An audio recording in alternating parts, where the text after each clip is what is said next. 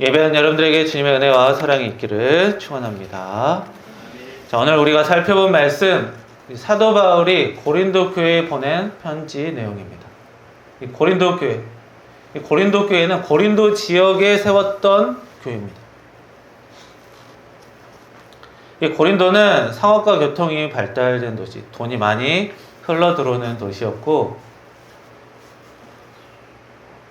경제적으로 넉넉한 도시였어요. 하지만 그만큼 우상 숭배와 도덕적인 혼란도 많았던 도시입니다. 바울은 이런 곳에 복음을 전했고 교회를 세웠습니다. 그래서 예수님을, 복음을 믿는 사람들이 점점 늘어나게 됐어요. 그래서 이 고린도 교회, 그렇게 쉽지 않은 환경에서 세워진 교회였지만 하나님의 은혜를 꽤 많이 받았던 교회입니다. 바울의 고린도전서 1장 5절에 보시면 모든 언변과 모든 지식에 그 교인들이 풍족했다. 이 얘기는 각 교인들이 복음을 말할 수 있는 능력이 있었고 신앙에 관한 지식도 풍성했다는 거예요. 게다가 7절에 보시면 모든 은사가 부족함이 없었다. 각 교인들이 은사를 다양하게 많이 받았다는 거예요. 그래서 교회 전체로 보면 하나님을 아는 지식도 풍부하고 성경 말씀도 잘 알고 다양한 은사가 또 교인들에게 있었다는 거예요. 그러면 이렇게 은혜 많은 교회에서 점점 교회가 커지고 교인들이 계속 은혜 받고 살기만 하면 되는데 그렇게 순탄하게 또 흘러가진 않았어요. 교인들 사이에 갈등이 있었다고 오늘 말씀에 나옵니다. 오늘 말씀 11절에 보시면 그런 말이 나오죠. 너희 가운데 분쟁이 있다고 들었다. 어떤 분쟁이 있었냐? 교인 사이들의 다툼이 이제 법적인 분쟁까지도 가는 이런 일들이 성경에 보면 나와요. 게다가 어떤 사람은 우상에게 드렸던 그런 제산물을 가지고 함께 먹었다. 이거 가지고 서로 논쟁이 일어나고 서로를 비난하고 갈등했던 일이 있어요. 그리고 성찬식을 할 때 어떤 사람에게는 좀 차별을 두기도 했습니다. 그리고 은사를 사용할 때도 어떤 은사는 좋은 은사, 어떤 은사는 나쁜 은사 막 비교하고 다투고 그랬습니다. 그래서 하나님이 교회 안에 은혜를 많이 주셨다고 해서 좋은 일만 계속 앞으로 펼쳐지는 게 아니었다는 거예요. 의외로 하나님의 은혜가 풍성할수록 이상한 문제들이 터져나왔다라는 것이 오늘 말씀입니다. 그렇다면 왜 이런 일이 생길까요? 그리고 사도 바울은 이런 문제를 어떻게 다루라고 이야기했을까요? 오늘 본문 함께 보면서 살펴보도록 하겠습니다. 이 고린도 교회 사람들은 저마다 자신이 따르는 사역자가 좀 달랐습니다. 이 고린도 교회에 여러 지도자들이 왔다 갔다 하면서 나름 파벌이 생긴 거예요. 어떤 사람은 나는 바울에게 속했다 라고 말하고 바울을 따랐어요. 왜냐하면 바울이 교회를 세우고 처음 복음을 전해줬고 그를 특별히 존경했죠. 그리고 어떤 사람은 나는 아볼로를 따른다. 아볼로는 그 다음 세대. 아볼로는 성경에 능하고 말을 잘했던 복음 사역자. 그의 설교와 가르침을 좋아했던 사람들이 또 생겼어요. 또 어떤 사람들은 예수님의 제자 베드로를 특별히 따랐습니다. 왜냐하면 예수님의 직속 제자고 예수님의 그 기적들 말씀 직접 보고 체험했던 예수님이 가장 높게 세웠던 제자였기 때문에 그 베드로를 따랐습니다. 그리고 어떤 사람은 나는 그리스도에 속한 사람이다 이렇게 말했습니다. 자, 모든 성도들은 당연히 그리스도에게 속한 사람이죠. 이 말이 가장 문제없어 보이죠.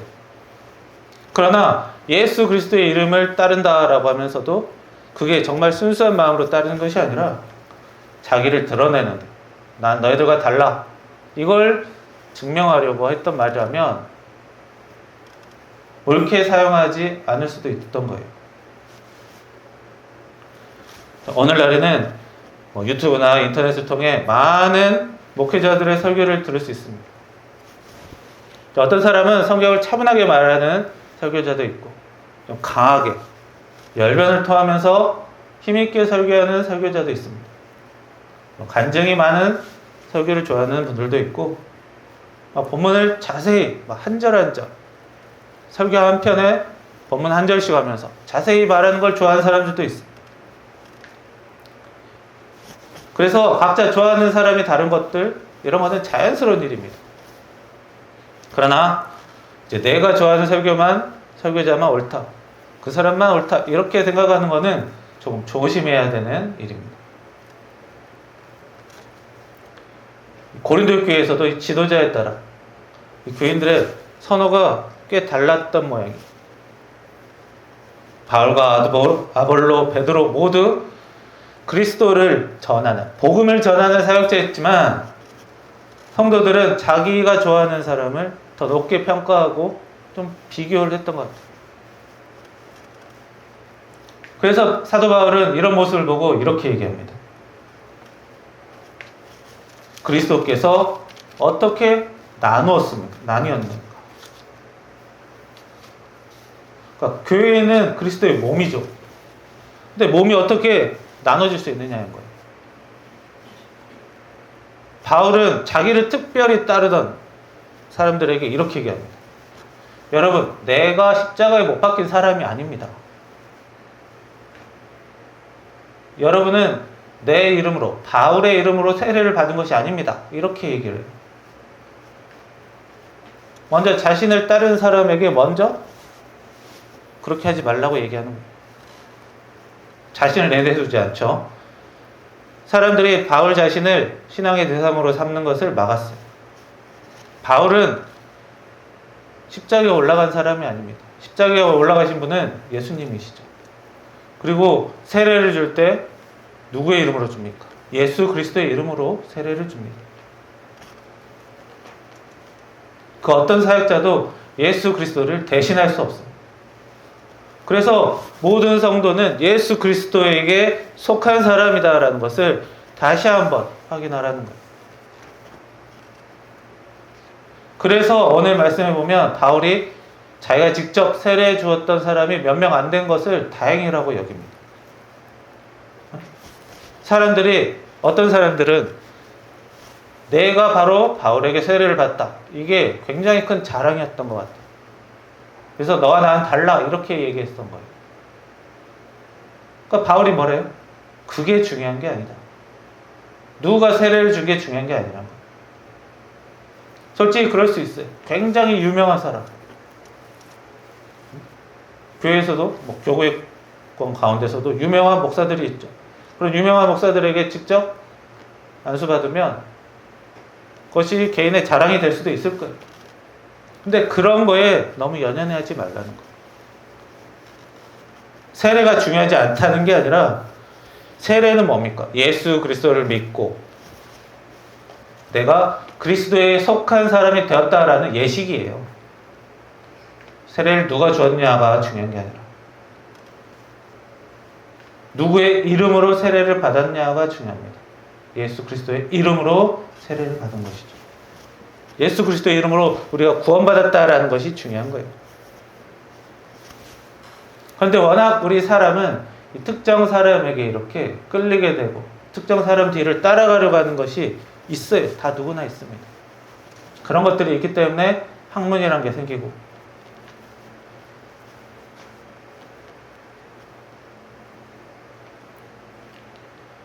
바울은 자신이 이렇게 교회를 세우고 복음을 전하는 것은 예수님께서 우리의 죄를 대신하여 십자가에 죽으시고 다시 살아나셨다는 것, 그것이 가장 중요하고 그것이 핵심이라는 거예요. 교회를 하나로 모으는 것은 사람의 경력이나 말솜씨가 아닙니다. 우리 모두 십자가 은혜가 필요했던 죄인이었고 그리스도의 은혜로 구원받았다는 그런 복음이 우리를 다시 한 자리로, 하나로 모이게 합니다. 그렇다면 이 서로의 갈등, 하나님의 은혜가 막 그 교회에 있었어도 이상한 갈등이 생겨나는 것, 어떻게 해결해야 되나요? 갈등이 사라지는 것은 서로의 생각과 행동이 똑같아지는 것이 아닙니다. 사람마다 성격이 다르고 환경도 달라서 세대도 다르고 모양도 달라서 서로 합쳐질 수가 없어요. 내가 아무리 부모 자녀 사이에 하나가 되고 싶어도 한계가 있습니다. 어쩔 수가 없는 한계가 있어요. 부부끼리 아무리 서로 화합하고 싶어도 완벽하게 하나가 될 수는 없습니다. 한계가 있는 거예요. 교회 안에서도 직장에서도 마찬가지입니다. 하나로 똘똘 뭉쳐서 나아가고 싶지만 현실은 그럴 수 없습니다. 교회 안에서도 기도하는 방식이 다르죠. 새벽에 기도하는 거 좋아하는 분도 있고, 밤에 기도하는 거 좋아하는 것도 있고, 요란하게 기도하는 거 좋아하는 분도 있고, 조용히 기도하는 거 좋아하는 분도 있습니다. 무조건 서로 합치면, 이거 더 합치면 어떻게 돼요? 합칠 수가 없어요.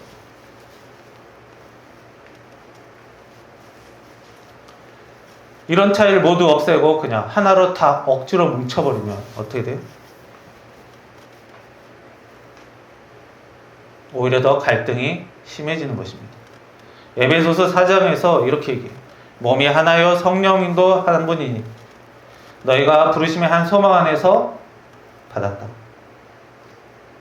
그래서 우리가 함께 붙들어야 되는 것은 개개인의 스타일을 억지로 끼워 맞추는 게 아니라 한 분 주님과 복음이라는 그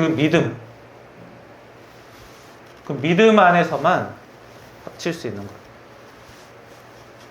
죄가 아닌 취향과 방식 이런 것들은 서로 다른다는 것을 받아들여야 돼요. 그래서 같아야 하는 것, 달라야 하는 것 이것들을 어느 정도 구별할 수 있어야 합니다. 이걸 구별하지 못하면 자신과 다르다는 이유로 다른 사람이 잘못됐다. 다른 사람이 잘못됐다라고 판단하면 어떻게 돼요? 갈등이 시작되는 거예요. 하나님의 은혜가 있어도 너는 잘못됐다. 이렇게 자꾸 가버리면 갈등이 생기는 거예요. 그러니까 서로 다르더라도 우리가 섬기는 주님은 하나다. 그 부분에서만큼은 하나가 되고 그 외의 부분에서는 그냥 다르다고 놔둬야 합니다. 그래야지 서로 역할이 다른 것도 맡을 수 있고 서로 같이 살아갈 수 있어요.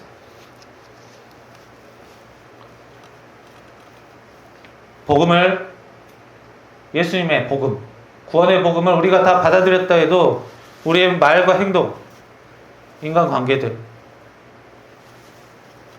그것이 하루아침에 저절로 온전해지지 않습니다. 그래서 우리가 성경은 배우는 것이죠.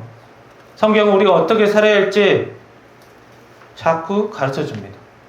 예수님께서 원수 사랑하고 남에게 대접받고 싶은 대로 대하고 형제를 용서하고 바울의 서신서에는 겸손과 인내, 용납과 배려 이런 얘기들을 가르치죠. 구약에서도 정직하게 살고 약한 사람 돌보고 이웃에게 악을 행하지 말라고 가르칩니다. 그래서 이런 말씀을 우리가 배우고 살아가야 돼요. 이런 말씀 누구나 다 하는 말 아니냐라고 하지만 그렇지 않아요. 우리 살다 보면 불법을 저질러서 큰 이득을 받았던 사람 이런 사회의 풍조를 따라왔더니 이게 좋아 보이더라. 우리가 기존에 알고 있었던 것들을 자꾸 뒤엎고 바꾸려는 것들이 굉장히 많아요.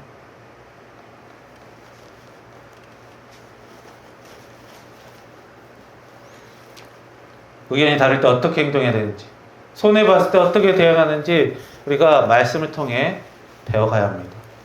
게다가 우리가 복음으로 받은 은혜가 여기에 큰 힘이 됩니다. 예수님께서 죄인인 우리 용서하시고 받아주셨다는 사실 우리가 기억할 때 다른 사람을 대할 때 용서 인내를 선택할 이유가 생깁니다. 내가 먼저 하나님의 자비를 받았다는 그 사실이 우리가 다른 사람에게 좀 더 너그러질 수 있는 힘이 또 돼요. 그래서 우리는 복음으로 구원받고 은혜 받고 또 말씀을 통해 그 은혜 가지고 어떻게 살아야 하는지를 배워야 돼요. 고린도 교회 은혜는 받았지만 그 은혜 가지고 어떻게 살아야 되는지를 모르니까 엉뚱한 것들로 서로 갈등하고 다투고 있었던 거예요. 성경을 좀 더 배우고 알아야 되고 말씀대로 살아야 되는 필요가 있다는 겁니다. 은혜만 있어서는 우리가 그걸 제대로 감당하지 못한다는 거예요. 말씀을 듣고 배우며 관계 속에서 그 말씀에 순종하고 겸손과 인내와 용서와 배려가 우리의 생활에 자리 잡아야지 그런 갈등의 문제들을 하나하나 풀어가며 살 수 있습니다. 갈등이라는 것은 살면 살수록 점점 많아져요. 이걸 하나하나 정리해 가야 돼요. 우리가 부모와 아기 사이에도 보면 부모와 아기일 때는 서로 갈등할 게 별로 없어요. 근데 부모도 나이가 들어가고 자녀도 나이가 들어가다 보면 서로 간에 다툴 일들이 점점 생깁니다. 그거를 조금씩 풀면서 가야 돼요. 안 풀면 가면 나중에 정말 원수가 됩니다.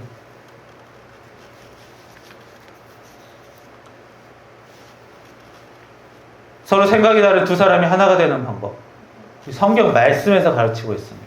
인간이 가르쳐주는 말씀이 아니라 성경 말씀에 있어요.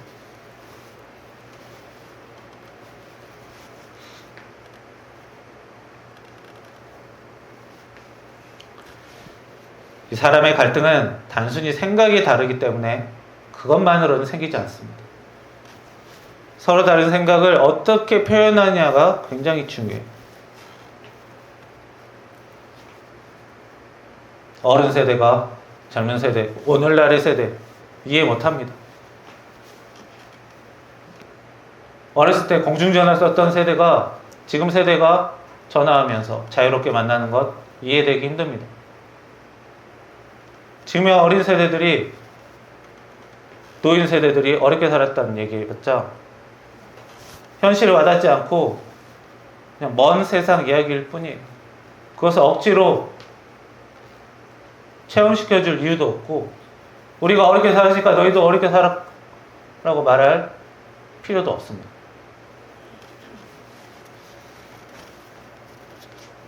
생각이 다른 것이 문제가 아니라 그걸 어떻게 표현하느냐가 문제예요. 성경은 우리의 말을 조심하라고 반복해서 가르쳐요. 에베소서 4장 29절에는 사도 바울이 이래요. 더러운 말은 입 밖에도 내지 말고 선한 말을 하여 듣는 자들에게 은혜를 끼치게 하라. 구약에서도 나옵니다. 잠언에 보시면 15장에 유순한 대답은 순한 말은 분노를 치게 해도 과격한 말은 노를 격동한다. 화를 만든다. 가정에서도 가족이라는 이유로 말을 너무 거칠게 해서는 안 됩니다.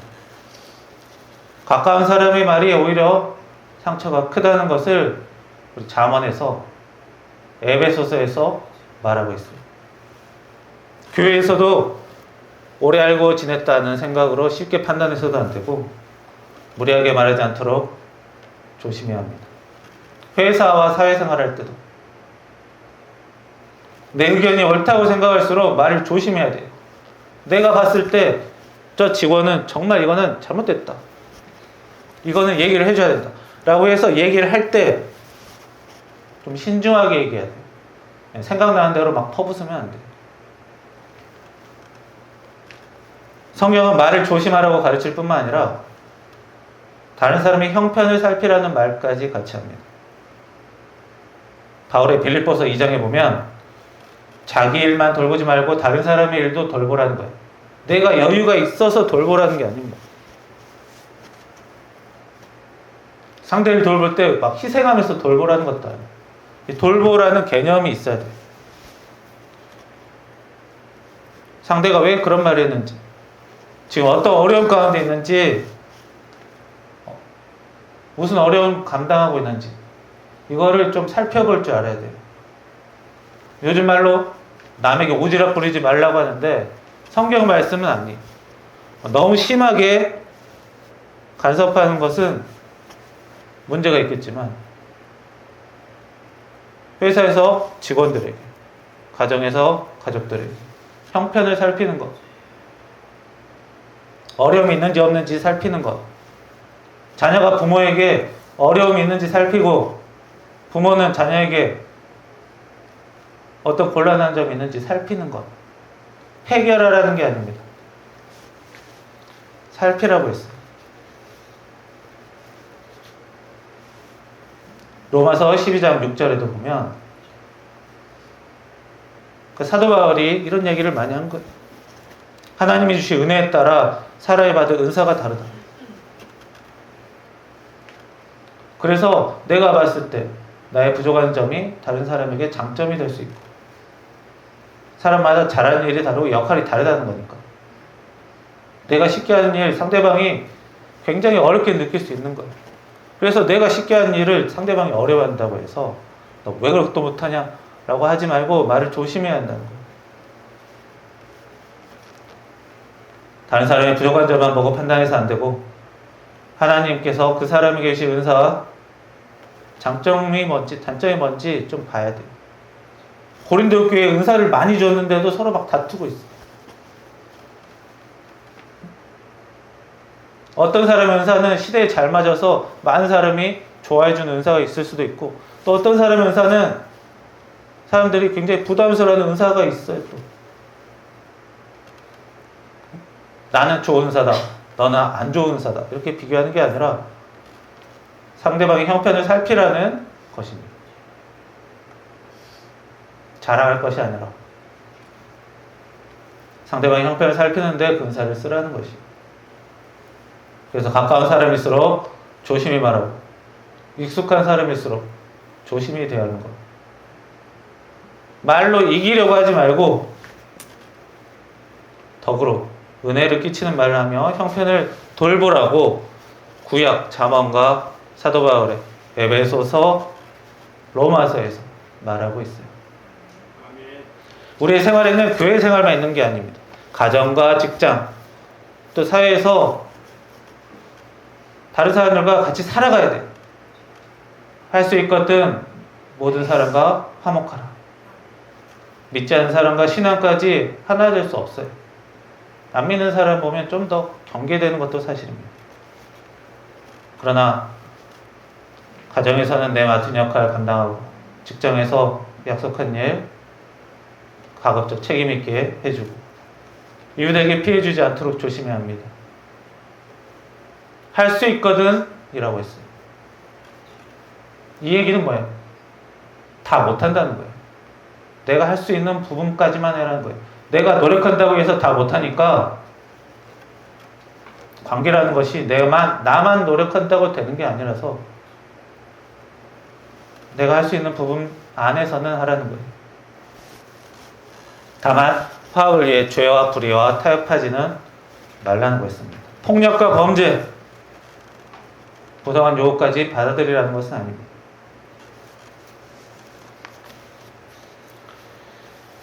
우리 사람은 가정과 교회, 직장과 사회라는 공동체 안에서 서로 다른 사람들과 살아갈 수밖에 없습니다. 산에 사는 사람들도 보면 혼자서 못 살아요. 여기저기서 도움을 또 받고 삽니다. 우리 사람은 모든 사람의 성격과 생활 패턴, 생활 방식, 생각 같아질 수 없어요. 같아지려고 하면 그건 무리하는 거예요. 그러나 한 가지 우리가 같아질 수 있는 것, 복음입니다. 그리스도의 복음을 중심으로 하나 될 수 있고, 그걸로는 우리가 함께 붙들고 함께 합칠 수 있지만, 그 외의 일들은 성경 말씀에 따라 배우며 겸손과 인계, 인내, 용서와 배려, 성경에서 가르쳐 주신 대로 그것들을 실천해 가야 합니다. 상대방을 조심히 대하고, 특별히 말할 때 더욱 조심하고, 상대를 귀하게 대하며 화목하기 위해서 내 쪽에서 할 수 있는 일을 하되 죄와 불의를 덮지는 말아야 합니다. 그래서 로마서 15장 7절에서 이럽니다. 그리스도께서 우리를 받아 하나님께 영광을 돌리신 것 같이 우리도 너희들도 서로를 받으라. 우리가 다른 사람을 받아들일 수 있는 이유는 그리스도께서 우리를 먼저 받아주셨기 때문에 그래요. 우리가 잘해서 잘난 사람이라서 구원을 해주신 게 아니라 죄 많고 부족한 연약한 우리를 불쌍히 여기시고 십자가 은혜를 허락해 주셨기 때문에 그 은혜 기억한다면 우리는 다른 사람을 함부로 정죄할 수 없습니다. 내 생각과 다르다는 이유로 조금 한심해 보인다고, 조금 부족해 보인다고 쉽게 배척해서는 안 돼요. 주님께 받은 은혜 우리가 기억하면서 사람을 이기려 하기보다는 서로를 받아들이고 화평하는 일에 좀 더 힘을 써야 합니다. 그래야 주님께서 주신 은혜로 더 좋게 나아갈 수 있어요. 고린도 교회에 은혜와 은사를 많이 주었지만 자꾸 다툼만 생겨요. 시대도 마찬가지입니다. 이 사회에 물질의 은혜가 많고 여유가 점점 생길수록 세상이 점점 좋아지기만 해요. 뉴스를 보면 항상 좋았다는 얘기는 없습니다. 뭐가 그리도 불편하고 어려운 것들이 많은지 항상 트집지 않는 일들 뿐이에요. 다른 나라들보다 우리나라가 굉장히 살기 좋은 나라입니다. 동남아 이런 데 가면 하루 일당이 우리나라의 3분의 1, 4분의 1 밖에 안 돼요. 그래서 우리나라에서 일하면 1년만 일해도 3년, 4년치 일을 할 수 있는 거예요. 그러나 비슷한 거예요. 그래서 거기는 직업을 2개, 3개 하는 게 기본입니다. 그럼에도 불구하고 우리나라 항상 어렵다. 죽는 사람 많고. 물질과 은혜가 많은 것도 중요하지만 그것들을 잘 활용하는 것이 중요합니다. 그리스도를 중심으로 함께 서고 죄가 아닌 차이는 받아들이고 교회와 가정과 여러분이 살아가는 모든 공동체 안에서 화목을 이루는 성도들이 되시기를 주님의 이름으로 축원합니다. 기도하겠습니다. 살아계신 하나님, 저희들 주님의 은혜가 있는 가운데도 저희들 어려움이 계속 발생하고 갈등과 크고 작은 일들이 생긴다는 것을 이 고린도 교회를 통해 살펴보았습니다. 사도 바울은 저희들이 은혜 받는 것도 중요하지만 그 은혜를 잘 감당하고 앞으로도 계속 말씀으로 배우며 살아야 되고 저희들이 예수 그리스도의 복음으로는 하나로 뭉칠 수 있되 그 외의 다른 것들은 서로 상대를 이해하려는 노력들, 받아들이려는 과정들이 필요함을 다시 한번 생각합니다. 주여, 저희들 여전히 미흡하고 제대로 감당하지 못할 때 많지만 조금씩 나아가는 사람이 되게 하시며 점점 화합으로 들어가는 그리스도인이 될 수 있도록 인도하여 주시옵소서. 예수님의 이름으로 기도합니다.